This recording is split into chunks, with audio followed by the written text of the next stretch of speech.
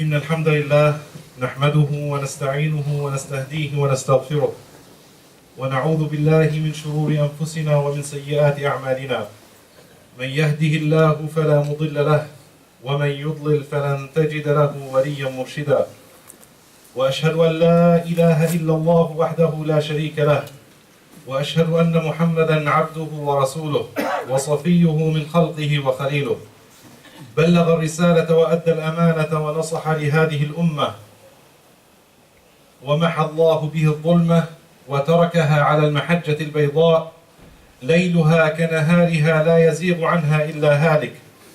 أما بعد، فإن أصدق الحديث كتاب الله وخير الهدي هدي محمد صلى الله عليه وسلم وشر الأمور محدثاتها وكل محدثة بدعة وكل بدعة ضلالة وكل ضلالة في النار. أعاذني الله وإياكم من النار. يقول الباري عز وجل في محكم التنزيل بعد أعوذ بالله من الشيطان الرجيم بسم الله الرحمن الرحيم يا أيها الذين آمنوا اتقوا الله حق تقاته ولا تموتن إلا وأنتم مسلمون. يا أيها الذين آمنوا اتقوا الله ولتنظر نفس ما قدمت لغد واتقوا الله إن الله خبير بما تعملون. Dear brothers and sisters in Islam, Rasulullah sallallahu alayhi wa sallam was walking one day in the streets of Mecca. He was met by an old woman with the groceries. She asked the Prophet ﷺ to carry her groceries to her home. The Prophet ﷺ, because of his noble character, وَإِنَّكَ لَعَلَى خُلُقٍ عَظِيمٍ, carried her groceries and put the groceries at her home. She said, "O young man, I have nothing to reward you. I'm a poor woman. As you see, I don't have anything to give you. But I have one advice for you." This advice from the old woman was, stay away from a madman in Mecca called Muhammad. Muhammad is a madman, stay away from him. He will affect you with his magician. He's a magician, he will affect you with his magic. Muhammad sallallahu alayhi wa sallam said, "I am Muhammad." The woman was shocked. And after a while, she said, "Are you Muhammad? The people talk about you as a madman." He said, "Yes, I am Muhammad." And she became a Muslim. She declared the Shahada and became a Muslim. The main point I want to express in this story is Abu Lahab, the uncle of the Prophet ﷺ, was forming a media force. And this media force is toward those people to tell them and to mislead them from the truth. And this old woman was one of the victims. She heard the media of Abu Lahab and she was convinced there is a madman. She didn't even know who this madman is until she was shocked that madman was helping her to carry the groceries to her home. The media played a very big role in this story. Abu Lahab and his forces convinced people that this man is mad. At-Tufail ibn Amr al-Dusi, one of the leaders of Abuatieh.The. Abuatieh.The is one of the big tribes in the Arabians. At-Tufail ibn Amr al-Dusi was a poet himself. When they heard Quraysh and the media, I'm focusing here is the media of Quraysh. When they heard a big man like Tufail ibn Amr al-Dawsi is coming to Mecca, said, "Wow, if he become a Muslim, that's a big trouble. We need to prevent this." They came to this man. Tufail said, "Tufail, we have a magician here in the Twin Cities and Mecca. We will talk about the Twin Cities later. We have a madman in Mecca, and this is a magician, and he has a poet, and his poet make you crazy. And we have a lot of crazy people here. A lot of people become crazy because of him." At-Tufail listened to their advice, and he put some cotton in his ears. They told him, you know what, if you heard it, you will get affected by it. So don't listen, don't even listen to his da'wah. So he listened to them, he put some cotton, he was going around the Kaaba, and he saw this man. He said, this face does not look like a magician or a liar. And I am a poet myself, and I know, and I can distinguish between khair and shar. I can distinguish between good and bad. Why don't I use my mind to decide whether he was a magician or not? So he took his cotton off, and he listened to the Prophet ﷺ. He became a Muslim, and all the Qabila of those become Muslim by the effect of their leader. So what I'm trying to talk about today is, dear brothers and sisters, last week the Khatib was talking about the incident that happened. The media called the Muslim attacker, immediately they called him a terrorist. They did not call either one of the other attacks a terrorist, rather they call it a madman, a crazy, has some emotional problems. Dear brothers and sisters in Islam, as an advice to myself and to the audience, the media will not change. They will stay the way they are. If we have hope that Fox Abu Lahab News will change, they're not going to change. They're not going to change. There is no hope. The hope is to go to the people like Tufail, the people who have cotton in their ears. Take that cotton off and deliver the da'wah for them. Go to the people who were misled, like the old woman. Some people, they don't know even what Islam is. We met some of them. I met some of them. I said, do you know what Islam is? They don't know Islam is a religion. Some people, they have no idea what Islam is. So our duty in the community here is to take that cotton off, to refute all the misconceptions about Islam, and to give a good image of Muslims and Islam. Islam, as you know, have something called maqasid al-sharia, to preserve the human soul. It is prohibited in Islam to kill the soul without reason. Allah subhanahu wa ta'ala said in Surah Al-Ma'idah, من أجل ذلك كتبنا على بني إسرائيل في الكتاب أنه من قتل نفسا بغير نفس أو فساد في الأرض فكأنما قتل الناس جميعا. The person who killed one person with no reason, it's like he killed the whole entire humanity. Islam prevented us from killing. Rather, Islam preserved the human soul. Islam preserved the intellect and the mind. As the Khatib said last week, Islam encourages us to use our minds. أَفَلَا يَتَدَبَّرُونَ الْقُرْآنَ أَفَلَا تَذَكَّرُونَ. A lot of ayat invite us to use our mind.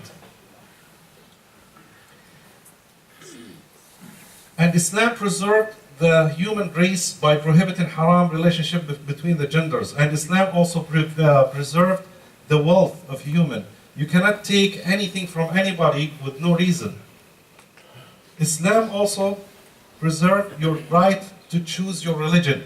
Believe it or not, Allah subhanahu wa ta'ala said in the Quran clearly, فَمَنْ شَاءَ فَلْيُؤْمِنْ وَمَنْ شَاءَ فَلْيَكْفُرْ. If you wish, you can become a Muslim. If you wish, you can. Allah subhanahu wa ta'ala said that. فَمَنْ شَاءَ فَلْيُؤْمِنْ وَمَنْ شَاءَ فَلْيَكْفُرْ. There's no compulsion in the religion. You cannot force people to become Muslim. You can convince, but you cannot force.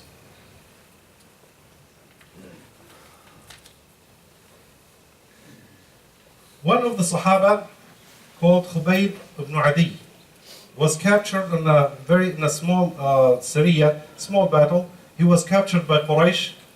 Abuatieh, they took him for execution out of the Haram in Mecca. They respected the Haram, the area of the Haram, so they took him out of the Haram so they can execute him. One of the women saw him and she felt sorry for him. And he was talking to her, said, I need a moose. Moose, it's like a sharp knife, so I can meet Allah subhanahu wa ta'ala with Sunan al-Fitra, take the hair off and Sunan al-Fitra. So the woman felt sorry for him and she gave him the moose. the, the sharp knife. During that, her son jumped to this man, to Khubayb ibn Adi. He jumped to him, right to him. Khubayb ibn Adi had the chance to take a revenge. But Islam prevented him from killing a little boy. He's an innocent. He doesn't have anything to do with the other Quraysh people. So Khubayb ibn Adi grabbed her son, and he told her to come and take your son. He did not even touch him. Why? Because Khubayb ibn Adi wanted people to know Islam is the religion of peace. Islam is not the religion of killing. He had the chance to take his revenge, but he did not want to do it because this is an innocent boy. He doesn't have anything to do with them. If you look at the society, the Muslim society in the West, because we need to change the image of people. The media will not change. We need to change the image with the people. If we look at the Muslim Ummah in the last 20 or 30 years, big change has happened. In the Twin Cities, in Minnesota only, in Minnesota, we have been building our community for decades. We have at least 200,000 Muslims, alhamdulillah, in Minnesota. At least 200,000 Muslims. We built more than 70 masajid. We have more than 73, around 73 masajid in Minnesota. In the last Chicago convention, 14 out of the 18 winners in the Quran competition were from Minnesota. Our weekend schools are full, and they have waiting lists. In Al-Huda here, we have weekend school, we're full. We have a lot of high-ranked scholars in religion and secular sciences. We have a few full-time Islamic schools. We have a lot of our kids are college graduates or alumni. A great number of doctors, engineers, business owners, and some millionaires. I don't know them, but I know there are some. We won 3 seats in the last election in Minnesota. Alhamdulillah, as a community, we're doing good. What have we done toward changing the media image of Muslims? We're still behind. We still have a lot to do. We have a lot of things ahead of us. We need to plan accordingly. For example, we built 70 masajid, but until now, we don't have any youth center. In New York State, they succeeded, and they have they have a youth center just for youth. They can go there, they can read Quran, they can play, they can swim. Until now, our community in Minnesota did not succeed to build a community center. The weekend school, alhamdulillah, it's full. The teaching methods are outdated. According to our kids, one time I was a principal in the weekend school, believe it or not, kids don't like it.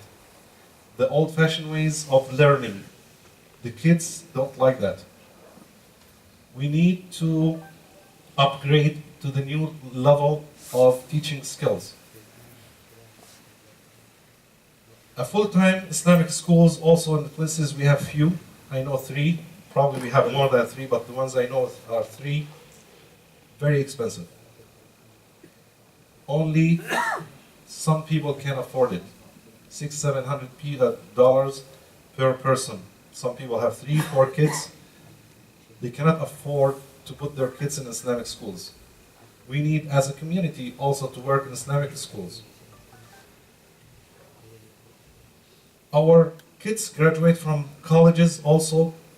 They are disconnected from the community. I work in this masjid for almost the last 3 or 4 years. Most of our donations come from our generation, the older generation. The people who were born in this country, they are disconnected. They feel like this masjid doesn't belong to me. It's an old man club. They believe that this masjid does not offer the services that I want. So most of our donation, as a consequence, most of our donations come from the older generation. We have a lot of halaqas in the masajid. Most of it is in foreign languages. The language for this country is English. Our kids, they understand English. It's their first language, whether we like it or not. It's their first language. Most of our shuyukh don't speak English. Speak Somali, Swahili, Arabic. Their lecture, you see few people enjoy their lectures, and they are really, we respect our scholars. I'm not saying that we don't need them. We respect them. We need their knowledge. They are the reason why we're still here. We still hold tight to the rope of Allah subhanahu wa ta'ala. We need their ilm. They are the reason why we are here. Because most of our masajid, the 70 masajid, were bought by the people of the old generation. We wish that the new generation, the new ones who were born here, can do something, can donate to the masjid, can build a community center, can do anything to become part of this community. But believe it or not, we feel like they are disconnected emotionally and sometimes physically from the community.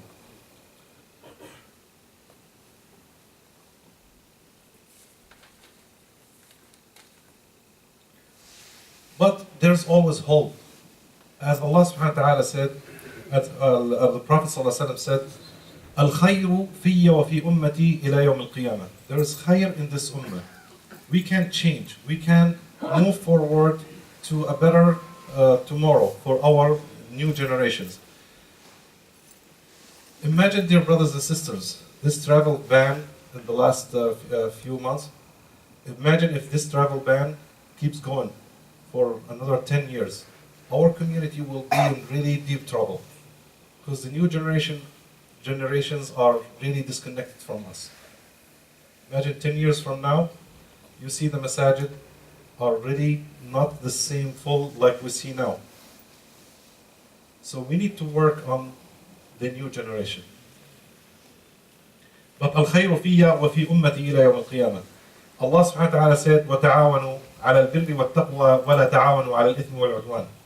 Out of the 70 masajid or 73 masajid in Minnesota, how many masajids have connections with each other? I feel like the Islamic centers and the Islamic masajids are self-centered. I'm using this word, I know it's really big term. I'm sorry to use it. I'm one of the workers in this masjid and I know it hurts that when you said that. It's self-centered. They care about themselves, they care about their programs, they care about their donations, and they care about only themselves, me, myself, and I. Islamic centers until now, we have 73 masajids. We did not succeed to build one big youth center in Minnesota. Can we do this? Yes, we can. And until now, another issue with the in Minnesota and in the United States at large,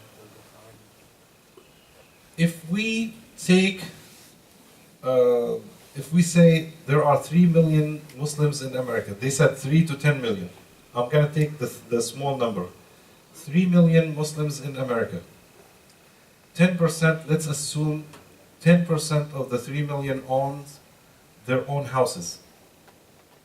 10% of them own their own houses. That means we pay $3.9 billion a year in interest to a non-Muslim banks. 3.8 billion. And until now, we don't have an Islamic bank. We have Islamic financing for houses. Yes, we have like 4 of them. But until now, we did not succeed to build a bank. Can we do it? Yes. With the $3.8 billion or $3.9 billion that we pay on interest for non-Islamic banks, yes, we can. We do not have an Islamic bank, and we can do that.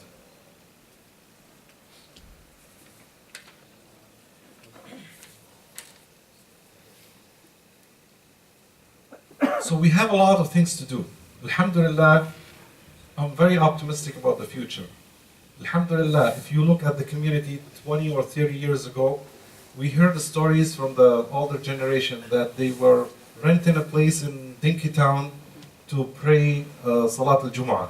Just renting a small room in Dinky Town to pray Salat al-Jum'ah. This is how this masjid started.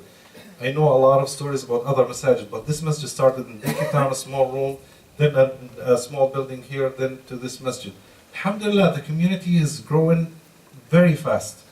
Our plans for the futures are very slow. We're not up to the challenge. We're not looking at the future.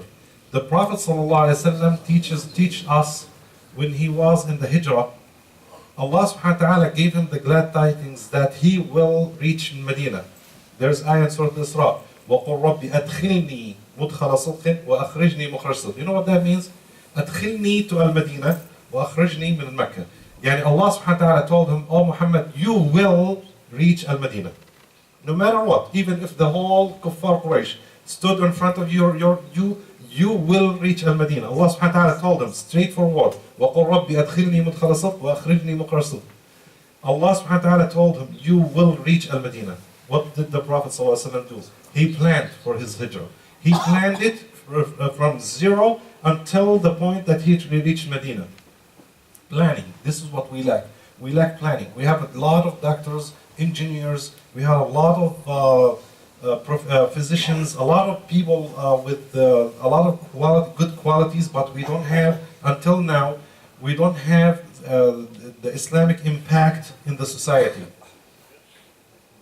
We see that churches have places where they can distribute food for the poor people.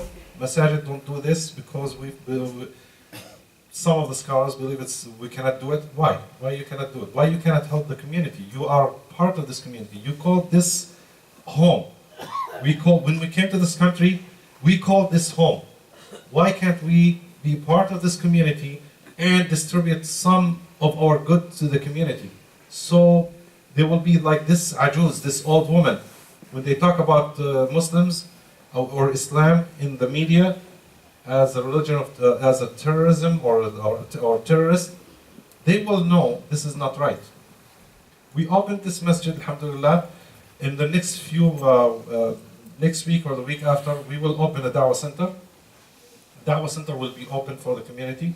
We will have resources in English for our kids because we want them to learn the religion.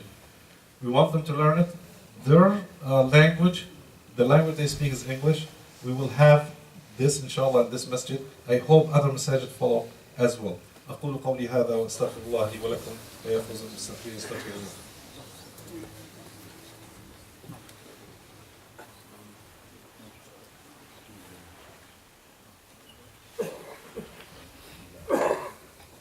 الحمد لله وكفى والصلاة والسلام على رسوله الذي اصطفى أما بعد عباد الله. We were talking about the effect of media on Muslims and how this media will not change. We will change the community, inshallah. We have a large number of Muslims. Everyone at your home, at your work, you can buy your action. You can buy your action as a Muslim to show people who Muslims are. It is our responsibility as a masajid to open our doors to the community, but it is also as an individual work. It is your job also at work to show people what Islam, what the real Islam is. We will work together, inshallah, for a better community. We will consider ourselves part of this community. We called it home, so we will, inshallah, work for the benefit of this community. أما بعد أقول قولي هذا وأستغفر الله لي ولكم. اللهم اغفر للمسلمين والمسلمات الأحياء منهم والأموات إنك يا مولانا سميع قريب مجيب للدعوات. اللهم اغفر لنا وارحمنا وعلى طاعتك أعنا ومن شر خلقك تسلمنا إنك يا مولانا سميع قريب مجيب الدعوات. وأقم الصلاة إن الصلاة تنهى عن الفحشاء والمنكر ولذكر الله أكبر.